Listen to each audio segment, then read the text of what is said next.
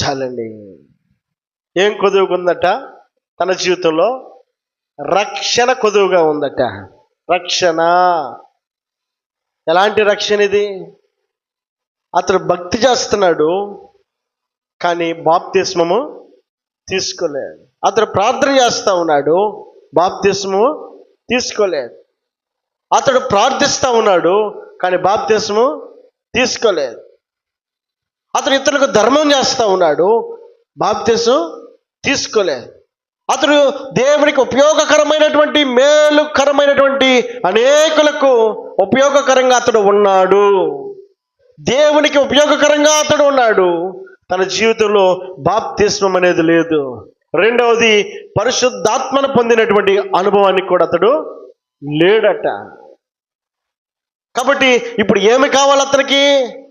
యేసు క్రీస్తు నామమందు అతడు రక్షింపబడాలి. భక్తి ఒక్కటి చేస్తే సరిపోదు, ప్రార్థన చేస్తే సరిపోదు, అలాగే ఇతరులకు ధర్మ కార్యములు చేస్తే సరిపోదు. తన జీవితంలో కొదువుగా ఉన్నటువంటి, కొరతగా ఉన్నటువంటి, అవసరతగా తన జీవితంలో కనబడుతూ ఉన్నటువంటి ఉద్దేశమును దేవుడు గుర్తిస్తూ ఉన్నాడు. ఇదిగో నీవు రక్షింపబడాలి అని కోరుతా ఉన్నాడు. మనం ఎంతమంది భక్తి చేస్తూ ఉన్నాం? అది సరిపోద్దని అనుకుంటే సరిపోతుందా? మన జీవితంలో రక్షణ అనుభవం ఉందా?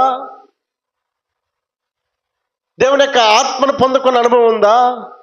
లేదా బాప్తిస్మం పొందుదామన్న ఆలోచన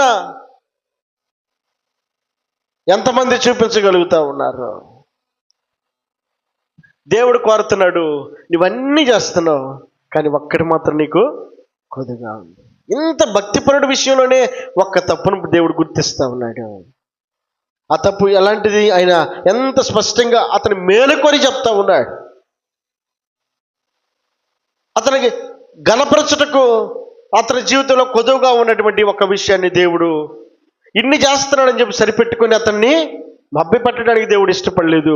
తన జీవితంలో కొరతగా ఉన్న దాన్ని స్పష్టంగా అతడికి బయలుపరుస్తూ ఉన్నాడు. ఏమంటున్నాడు అక్కడ?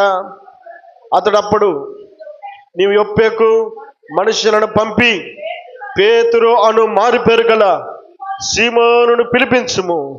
నీవును నీ ఇంటి వారందరూ ఏ మాట వలన, అదండి, ఏ మాట వలన నువ్వు రక్షణ పొందుదువో ఆ మాటలు అదండి.